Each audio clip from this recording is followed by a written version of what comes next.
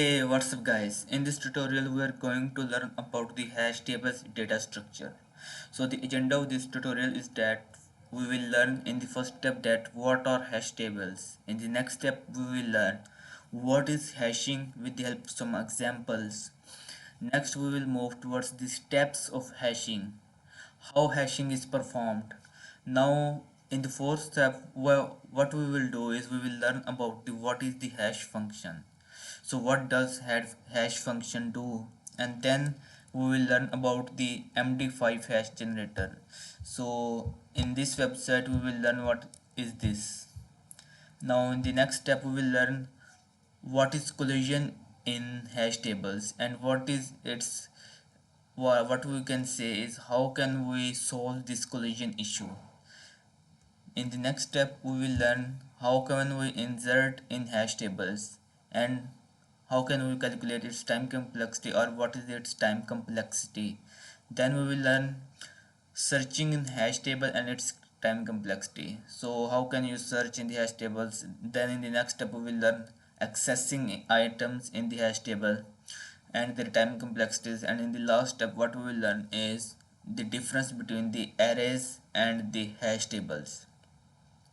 So the first step is what is, or we can say what are hash tables data structure. So in hash tables key is passed to the hash function, then it will generate address in memory where key value are stored, or we can say key value pairs are stored. So basically hash tables are just JavaScript objects, or we can say objects in JavaScript, dictionaries in Python, hashes in Ruby, and there are different names for different languages. First of all, I will give you a simple example. For example, I will create an object here which will say, for example, name is going to be the Arslan. Then we can say work is going to be software engineer. So now you will see these are the key value pairs which we used in hash tables, or we can say in JavaScript objects. So these basically these are hash tables. So what is the concept behind it? What how it works under the hood? So this is the main concept that we will learn in this tutorial, that how the major actions perform behind the scenes, what are their time complexities of searching, inserting, deletion, accessing.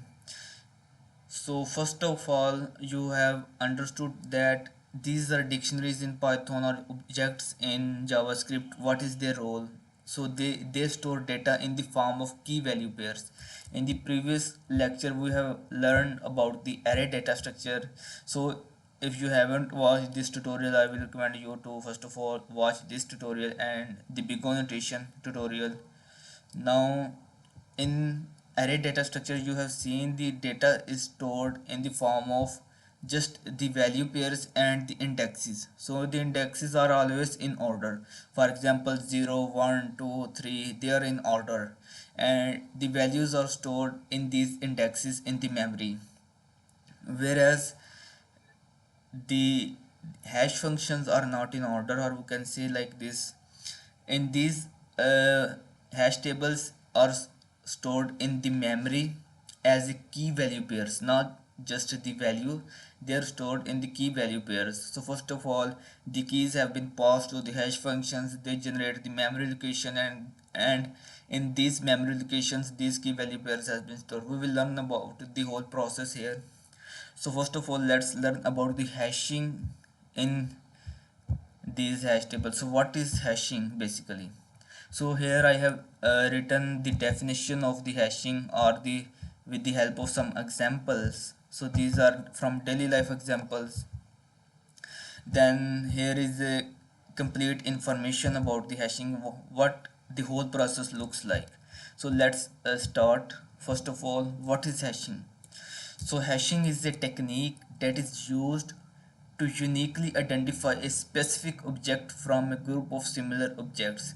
Some examples of how hashing is used in our lives include in universities, each student is assigned a unique roll number that can be used to retrieve information about them. So as you see, in universities, every student, or we can say in a classroom, every student has a different roll number, and the information is associated with that roll number is about that student.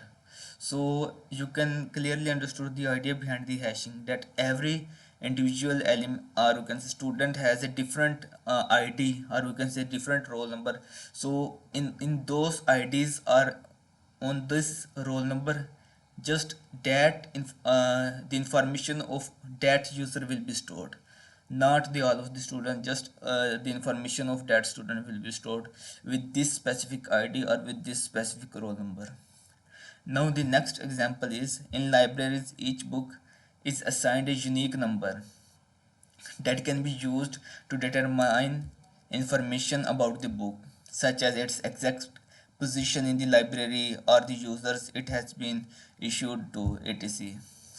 So similarly, in the libraries, you will see there will be specific memory location for a specific book. So when you want to find the book next time, you will know the location of that book. So you will move exact to that location, and you will pull out the book and read the information in it, and then you will store it afterward here.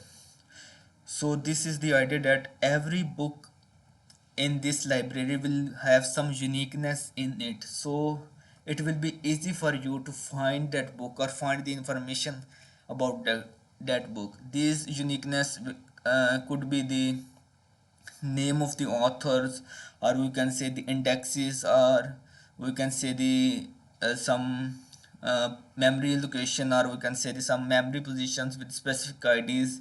So this can be anything, this uniqueness. So in both these examples, the students and books are, or we can say the student books were hashed to a unique number. So as you will see, the uniqueness is common here in both of these examples. Now let's move towards the next paragraph. So it says, assume that you have an object and you want to assign a key to it to make searching easy. To store the key value pair, you can use a simple array-like data structure where keys can be used directly as an index to store values. However, in cases where the keys are large and cannot be used directly as an index, you should use hashing. So what we can say in these hash tables, or we can say objects or dictionaries, what we'll do is, if we want to search something in the hash table, we can search with the help of keys. So for example, the example that I have written here, so if I want to search about the information here, for example, if I want to check the name, what I will do is I will use this name property, which will be, I can say, person dot name to access this information. So these key values are these keys are important here. So for example, I will show you example. So I will console.log here, and then I will use person.name. Then I will open the terminal. So clear the terminal, run the code. Oops, index.js. So we are getting an error here. Let's see. So let's run the code again. Node index.js. Now you will see I'm getting the information with the help of this key, which is person.name. So I'm getting the name, which is Arslan, which is in here. So these keys are very helpful to find the certain information. So if you want to insert something to this hash table, or you want to get an information, these keys are very important. Now the next step is going to be how the process of hashing works. How hashing works. So in hashing, large keys are converted into small keys by using hash functions. So basically what happens in the hashing is that the large keys we stored in hash tables such as key values pair. So the large keys usually convert into small keys by using the hash functions. We will learn about the hash function in the next step. What does hash functions do? How can they convert it into small keys? So the values are then stored in a data structure called hash table. So the values that are associated with these keys, so these keys are converted into the specific memory locations in our memory, or we can say with they convert into some kind of integers or indexes, and in these indexes the values associated with these keys are also stored. So we can, if we want to get some value, we can easily get with the help of that key. So the idea of hashing is to distribute key value pairs uniformly across an array. Each element is assigned a key. By using that key you can access the element in of one time. So this is the same thing that I have tell you earlier, that each element is assigned a key. So if you want to get some information about in the hash table, you have a key, so you can easily get an information with the time complexity of one, which is the constant time complexity. Using what we can say, using the key, the algorithm, or we can say the hash function, computes an index that suggests where an entry can be found or inserted. So this is a very important line. So for example, here is a key. For example, name is a key. Now what this algorithm, or we can say hash function, will do, so this hash function will convert into an index something like, so in the memory it will not be stored as a name in the memory location, so it will have some index, some it will be some, oops, so I will write here, so it will be some random index in the memory where this value will be stored. So this will be done with the help of this algorithm, which will be the hash function, where an entry can be found or inserted. So in this way we can also insert new items in the hash table, or we can also find the existing items in the hash table with the help of these, or we can say the keys that we have in our hash tables or in objects. Now we have learned about the hashing. What is hashing, how it is performed, what is the concept behind the hashing, and why do we do hashing.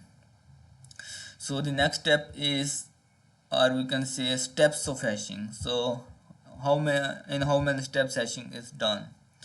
So hashing is implemented in two steps. An element is converted into an integer by using a hash function. So the element, or we can say the keys, are converted into integer by using this is going to be the first step. So in this line, or we can say in this, we have learned that hash functions convert the keys into an integer. So this process will complete in two steps. So the first step is that the element, or you can say the key, is converted into an integer by using a hash function. This element can be used as an index to store the original element which falls into the hash table. So this element can also be used as an index to store the original elements which will be fall into the hash table. So this is going to be the first step. Now the next step is going to be, for example, the element is stored in the hash table where it can be quickly retrieved using hashed key. So for example, let's see,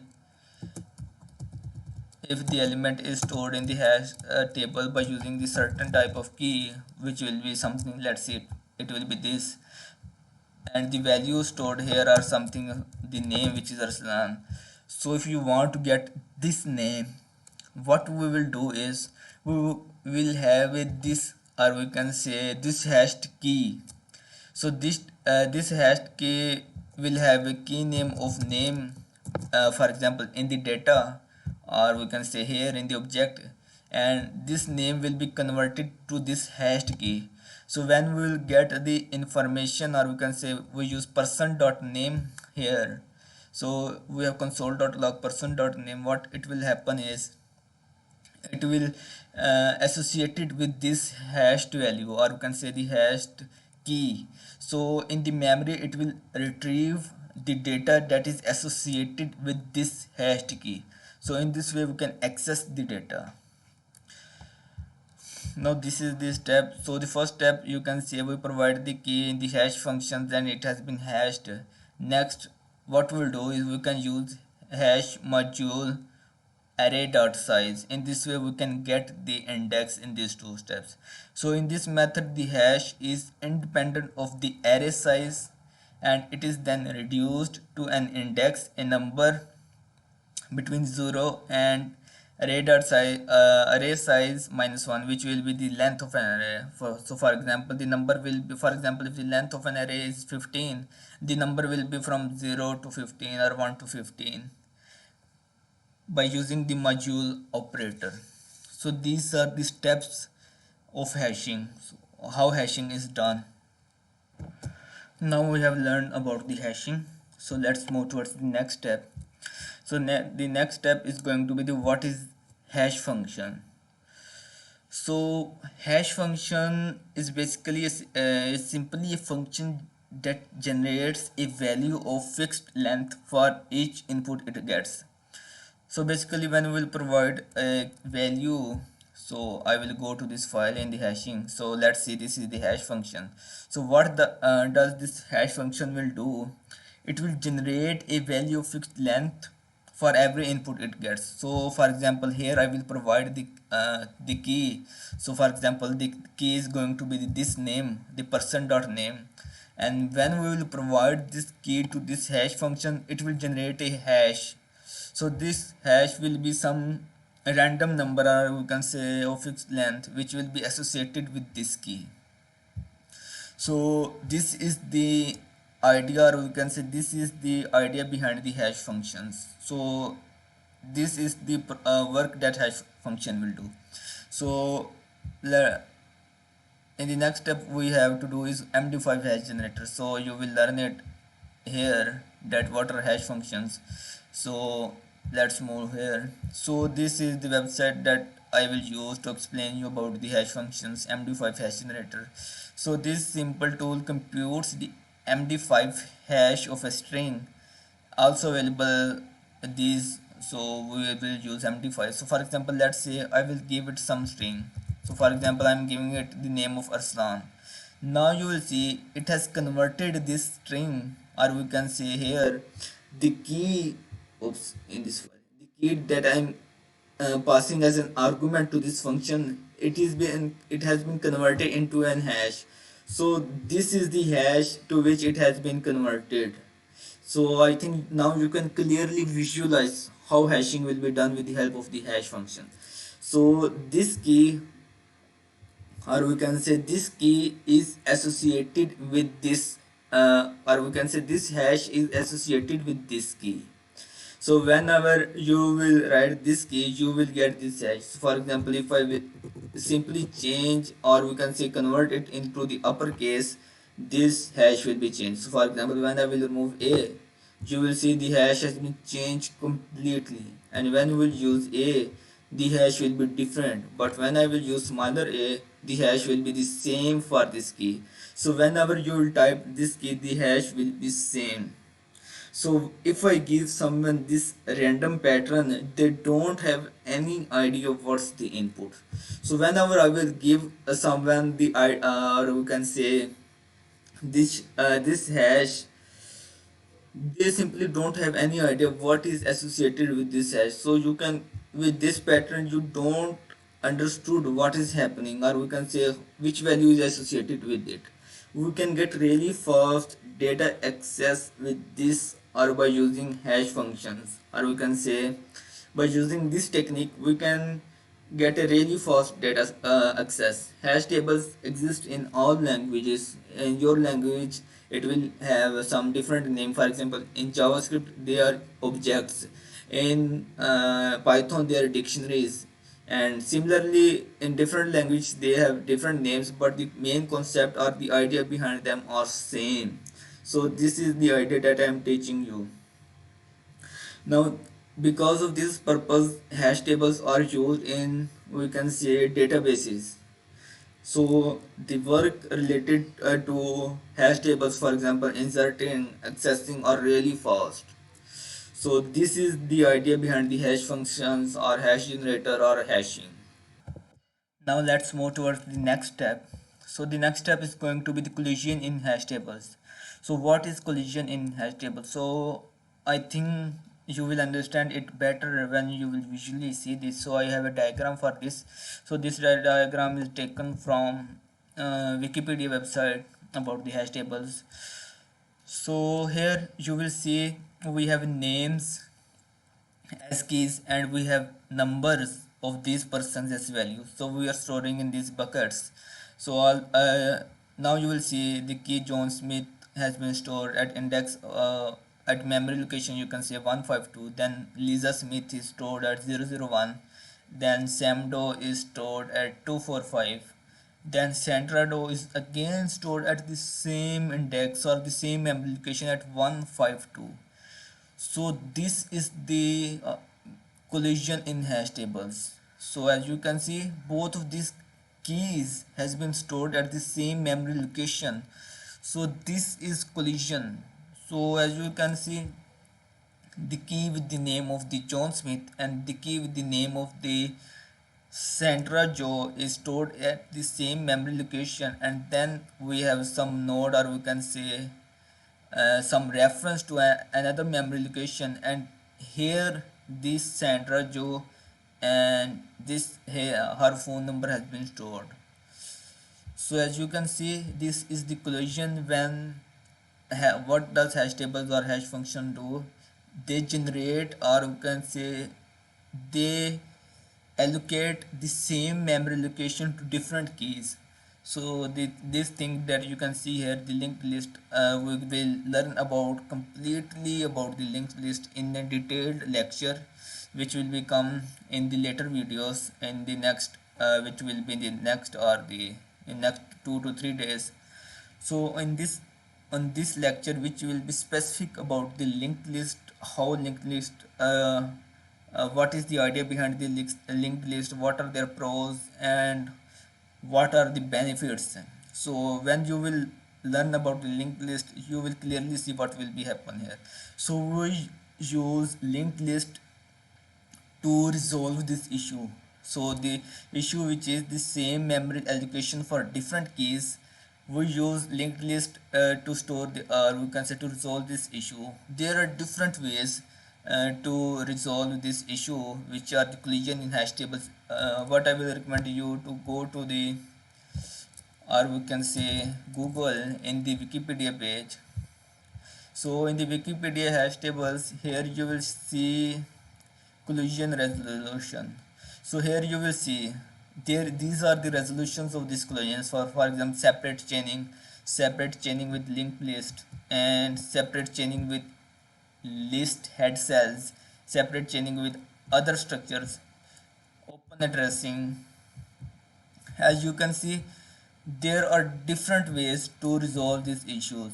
So I will recommend you to go to this page and in details read this article or read this Wikipedia page to clearly understood the hash functions.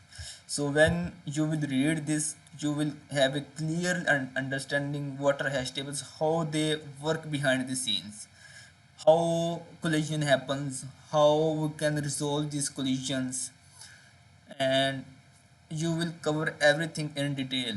So this is about the collision in hash tables. The next step is going to be inserting in hash table and its time complexity, searching and accessing. We will perform this operation. So let's create a new file. So let's say give it the name of example.js. Now what I will do is I will create here a hash table, or we can say an object with the name of person. So for example, I will create an object with the name of person, and I will give it a name of Arslan, and then I will give it a job. So the job will be software engineer. Oops, that will be all.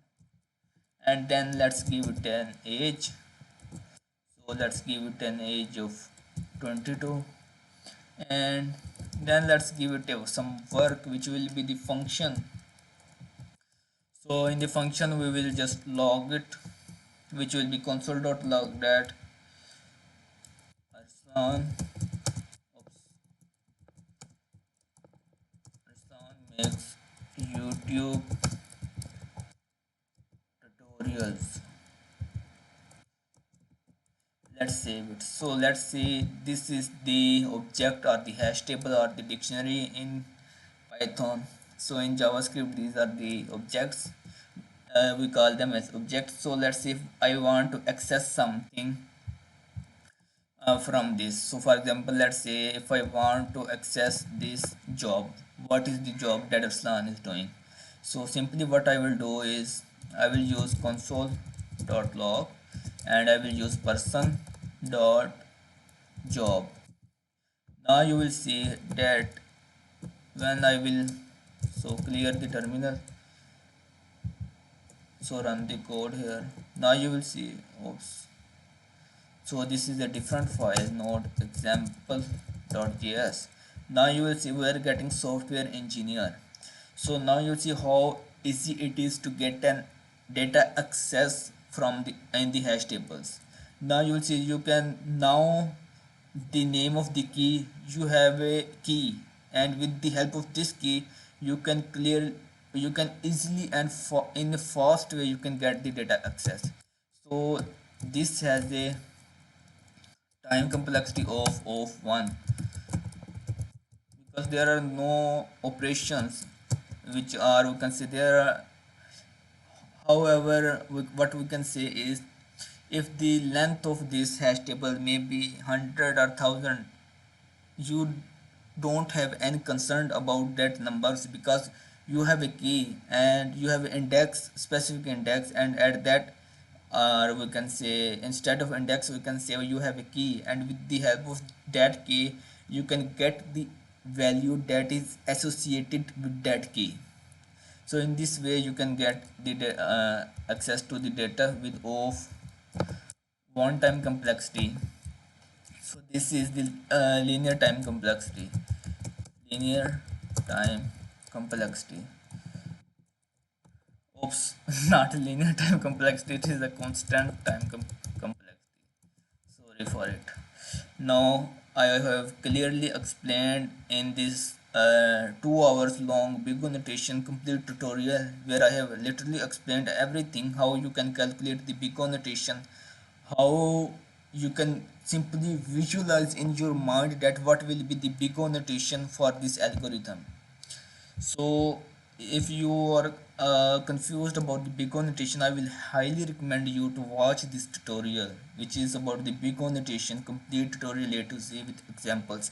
In this tutorial I have explained everything with the help of every concept with the help of 2 or 3 examples. So if you are a beginner in DSA, or if you are a into the DSA for a long time and you are just still confused about the big notation, I will highly recommend you to watch this tutorial, because it will clear your confusions and you will clearly understood about the big notation, how we can calculate the time complexity for a certain algorithm, how can we calculate the space complexity. Now in this way you can access the data with the help of this function, or we can say with this approach, not function, with the help of this approach, because you have a key name and with the help of that key you can easily access the data. The next thing is let's say if we want to insert the data into the, or what we can say, into this hash table or object. So for this what I will do is, let's say if I want to add this sport that Arsan likes, so let's see person dot sport. Next thing is here you can add the value that you want to add. So for example, let's say I will add the cricket. So what it will do is it will add the cricket at this position in this object. So if I will console.log this object, so console.log this person object, Now what I will do is I will clear the terminal, run the code again. Now you will see here, clearly see here, what is happening is we have this person object, and here we have name Arslan, job software engineering, age 22, work is here this function. Then we have added sport cricket. So now you will see how easy, or we can say how fast it is to add, or we can say insert the data into the hash table. So it is completely opposite to the arrays. So in the arrays video we have discussed how expensive is it to insert the data into the arrays. Now this function, or we can say this, will have a time complexity of O of 1, which will be the constant time complexity. So it doesn't matter how long this hash table will be. You have a key, and you have the name of the hash object, which is percent, and you can easily insert percent dot sport the value into this object or hash table. So this is easy. Let's see, we want to access person dot work. So let's see, we want to search this in this object person dot work, and we want to access this here, this console dot log or this function. So what I will do, I will simply use this technique, which will be person dot work, and I will console dot log it, console dot log here person dot work. So let's comment it out here, let's remove the upper ones, so simply comment them out. Now let's clear the terminal and run the code again. Now you will see we are accessing this function, which is person dot work simply. So let's see, if we use parentheses, what will happen. So if we will use parentheses, now you will see we are getting undefined, so we don't have any concern about it. So we are just saying that whenever we use person dot work, we are accessing this function, and we get the function, but with parentheses. What we will get is, we will also get the value. For example, the console.log here, San makes YouTube tutorial, so I'm getting this value here. So this will also have a time complexity of 1. So you can see the operations are very fast in hash tables. So these are the reasons that hash tables are used in databases. Now we have learned about how can we access the data, or move, or we can say access the data, insert the data, and what will be their time complexities. The last step is arrays versus hash tables. So let's discuss about it. So what I will do, I will remove it from here, so paste it here. Now let's see the difference between, or we can say the difference between the hash tables and the arrays. So the difference will be done on the basis of the operations they perform. So for example, first of all, I will write about the arrays. So in the arrays search function, we'll have a time complexity, or we can say big O notation that we can calculate is of n, which will be the linear time complexity. So it means that you have to loop through the array in order to find a certain element, whereas in here I will compare them. So here will be hash tables. Now this searching in hash tables will have a time complexity of search of 1. So this is because you already know the keys, and it will be very easy for you to access the data, or we can say the search the data in this hash tables as compared to the arrays. So the next operation that we want to convert, or we can say the compare. So lookup, which will be the access. So the lookup in arrays will have a time complexity of 1, because we simply have indexes in arrays and we can compare them, or we can say not compare them. uh, what we can do is we have for example, let's say we have an array, and in the array we have 10 items and we want to access the item that is at the index 5. So what I will do is I will simply use these techniques. For example, if I have an array and if I want to get the value which is at index 5, so I will simply use this thing which will be in the array. I will pass the index and we will get the value, and we can store that value in something like this item, and in this way you can access the item in the array. Whereas in hash tables it will have the same complex time complexity, which will be the O of 1, which will be we can access it by using the person dot name with the help of the keys. So the lookup is going to be the same, which will be the O of 1, which is constant time complexity. The next thing is going to be the push.